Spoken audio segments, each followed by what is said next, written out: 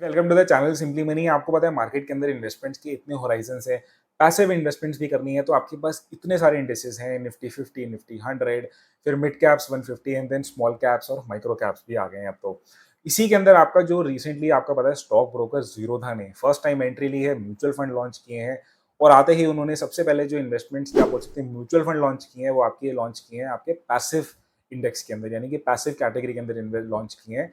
एक है आपका ईएलएसएस और एक है आपका नॉन ईएलएसएस, और दोनों ही जो ये फंड्स हैं या आप बोल सकते हैं म्यूचुअल फंड्स हैं, वो इसने टारगेट किया है इंडेक्सेस कौन सा, Nifty large mid cap 250 index. यानी कि सिंपल सा प्रोसेस है।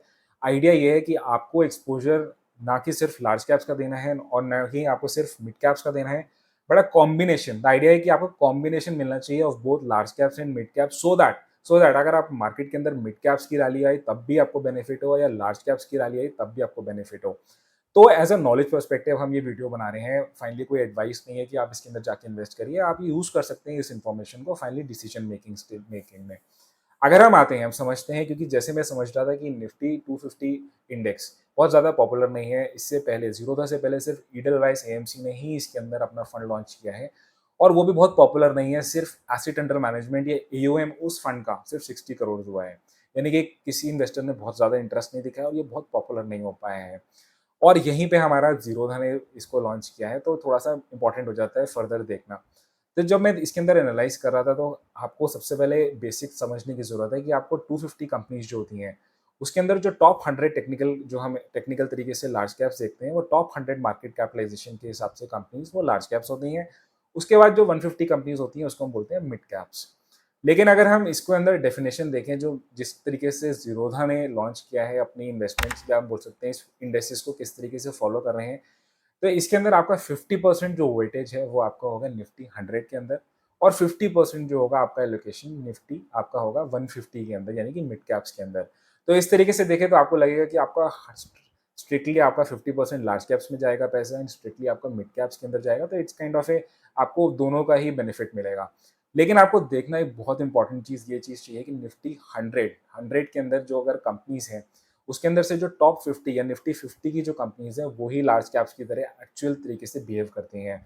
अगर आप नेक्स्ट 50 यानी कि निफ्टी नेक्स्ट 50, 51 से जो 100 कंपनीज आती हैं मार्केट कैप के हिसाब से, उनका नेचर देखेंगे, उनका प्रोफाइल, रिस्क प्रोफाइल देखेंगे, उनके रिटर्न्स देखेंगे, तो वो कंपनीज भी बिहेव करती हैं आपकी मिड कैप्स की तरह। यानी कि टॉप 250 कंपनीज के अंदर आपकी जो फंक्शनली या बिहेवियरली अगर आप देखेंगे तो आपका 50 स्टॉक्स ही हैं या 50 कंपनीज ही हैं जो आपकी लार्ज कैप की तरह बिहेव करती हैं। यानी कि रेस्ट 200 कंपनीज जो हो गई हैं आपकी, वो एक तरीके से functionally and behaviourally they are acting like a mid caps, यानी कि वो मिड कैप्स की तरह बिहेव करेंगी।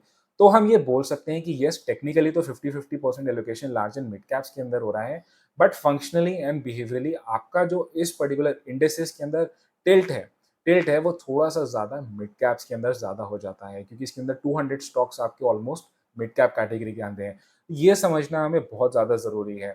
सेकेंडली आपको ये भी समझना ज़रूरी है कि निफ्टी 100 के अंदर जो वेटेज है, वो जो वेटेज है आपकी सबसे ज़्यादा, वो आपकी निफ्टी 50 कंपनीज की ज़्यादा है, क्योंकि मार्केट कैपिटलाइजेशन के हिसाब से ही आपकी वेटेज डिसाइड होती है। तो ये हो जाते हैं आपके फंडामेंटल। हमने समझा कि 50-50 एलोकेशन तो ज़रूर है, बट आपका टिल्ट जो है वो थोड़ा-सा मिड कैप्स के अंदर इस पर्टिकुलर इंडेक्सेस में ज़्यादा है। हम अभी आगे चल के क्या करते हैं, हम समझते हैं कि इस इंडेक्सेस में जो ये फॉलो कर रहा है उसके अंदर से टॉप कौन-कौन से सेक्टर्स हैं, क्या डाइवर्सिफिकेशन मिल रही है इन्वेस्टर को, कौन-कौन सी कंपनीज़ हैं जिसने हाईएस्ट एलोकेशन मार्केट कैप के हिसाब से रखी हुई है, और हम लास्ट में रिटर्न्स को भी फोकस करेंगे। जैसे मैंने आपको बताया कि ये इंडेक्सेस 2017 में ही लॉन्च हुआ था, तो हम लास्ट के 3-4 ईयर्स के रिटर्न्स को मैच करेंगे और देखेंगे लार्ज एंड मिड कैप्स के जो अलग-अलग इंडेक्सेस हैं, उससे कैसा बिहेवियरल हो रहा है। तो नाउ हम फोकस करते हैं, सबसे पहले हम सेक्टर एलोकेशन देखते हैं यहाँ पे। तो हाईएस्ट एलोकेशन जो है आपकी, वो है आपकी फाइनेंशियल सर्विसेज, यानी कि आपकी एनबीएफसीज, बैंक्स आ जाते हैं यहाँ पे। ऑलमोस्ट 28.5% एलोकेशन सिर्फ फाइनेंस की है। फर्दर हम देखें तो आईटी की एलोकेशन है आपकी 8.5%। We have capital goods industry 7.8%। We have health care, automobile, oil and gas, FMCG. तो ये आपके डिफरेंट डिफरेंट सेक्टर्स हो जाते हैं, जिसमें आप देख सकते हैं ऑलमोस्ट 1/4 एलोकेशन हमने सिर्फ फाइनेंशियल्स में किया हुआ है। अगर हम इंडिविजुअल स्टॉक्स पे फोकस करें कि कौन से कंपनीज में आप एक्चुअली में इन्वेस्ट करेंगे, इसके अंदर जो हाईएस्ट एलोकेशन है that is the HDFC bank, almost 5.5%। Reliance आ जाती है आपके पास। ये सारी कंपनीज मोस्टली आप देखेंगे निफ्टी 50 की कंपनीज हैं। We have 4% Reliance, ICICI bank, Infosys, ITC, TCS, L&T, Axis bank, Kotak Mahindra, सारी निफ्टी 50 की कंपनीज हैं और ये टॉप एलोकेशन के अंदर आ रही हैं। Then we have Shriram finance, मतलब ओनली कंपनी जो आपकी आपकी निफ्टी नेक्स्ट 50 का पार्ट आती है। तो ये हमारी एलोकेशन हो जाती है, यानी कि आप इस पर्टिकुलर इंडेसेस में अगर इन्वेस्ट करेंगे तो आप लार्जली इन सब कंपनीज के अंदर ही इन्वेस्ट करेंगे मोस्टली। नाउ हम आ जाते हैं, हम थोड़ा सा रिटर्न्स पे फोकस करते हैं और यहाँ पे बहुत इंटरेस्टिंग हमने देखा है रिटर्न्स, ये हमने मनी कंट्रोल से लिया है। यहाँ पे अगर हम फोकस करते हैं लास्ट 3-4 साल का हम देखते हैं, जिसमें हम सिर्फ इस कैपिटलाइजेशन का नहीं है, हम निफ्टी 100 और निफ्टी मिड कैप से भी कंपेयर करेंगे, क्योंकि इसकी परफॉर्मेंस आप देखेंगे कहीं ना कहीं मिड में लाया कर रही है, ना कि लार्ज कैप्स और मिड कैप्स के बीच में आ रही है। अगर हम 19 में देखें, आपका देखेंगे तो आप यहाँ देख सकते हैं आपके 6% रिटर्न्स मिल रहे हैं और वहीं पे आपके निफ्टी 100 के आपके रिटर्न्स 11 और वहाँ पे आपके मिड कैप्स के रिटर्न्स ऑलमोस्ट 0.6%। 20 और 21 में भी देखते हैं तो दोनों में ही आपके जो रिटर्न्स हैं वो आपके मिड में लाई कर रहे हैं, आपके लार्ज एंड मिड कैप्स। यानी कि आपको इतना तो पता लग गया कि आप इस पर्टिकुलर इंडेसेस में इन्वेस्ट करेंगे तो कहीं ना कहीं आपके एटलीस्ट रिटर्न्स आपके मिड आएंगे, लार्ज एंड मिड कैप्स का आपको दोनों का फ्लेवर मिलेगा।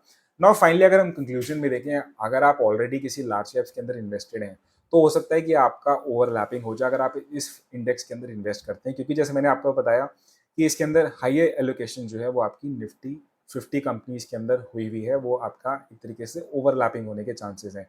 तो अगर आप ऑलरेडी किसी लार्ज कैप्स या पैसिव फंड के अंदर इन्वेस्टमेंट है तो आप इसको फॉर नाउ छोड़ सकते हैं। मिड कैप्स के अंदर भी, क्योंकि ये देखा जाता है कि आपकी एक्टिव फंड्स की जो परफॉर्मेंस है वो बहुत बेटर है। अगर आप थोड़े से एग्रेसिव स्टाइल के इन्वेस्टर हैं तो rather than investing in index fund in mid cap space, आप एक डायरेक्टली एक एक्टिव फंड के अंदर इन्वेस्ट कर सकते हैं। That can be a good choice. तो आप, आई थिंक दिस वीडियो आपके लिए काफ़ी यूजफुल हुई होगी। अभी क्योंकि ये रिसेंटली लॉन्च हुआ है फंड, एकदम से आपको रन नहीं करना चाहिए, आपको थोड़ा सा एनालाइज, थोड़ा सा और इस पर टाइम होने देंगे, तब हमें बेसिकली इसके अंदर देखना चाहिए कि कैसी परफॉर्मेंस आ रही है और हम आगे चल के इसके अंदर इन्वेस्ट कर सकते हैं if you are already not invested किसी लार्ज एंड मिड कैप्स के अंदर। तो I hope you got some idea. आपके कुछ डाउट हैं आप प्लीज़ मेंशन करिए। आप अग्री नहीं करते किसी पॉइंट के अंदर, वेल एंड गुड, नीचे मेंशन करिए, हम उसको एनालाइज करेंगे। किसी और फंड के अंदर आपको जानना है मेंशन करिए। वीडियो अच्छी लगी तो लाइक करिएगा, सब्सक्राइब करिए इस चैनल को। Thank you for watching this video, thanks a lot.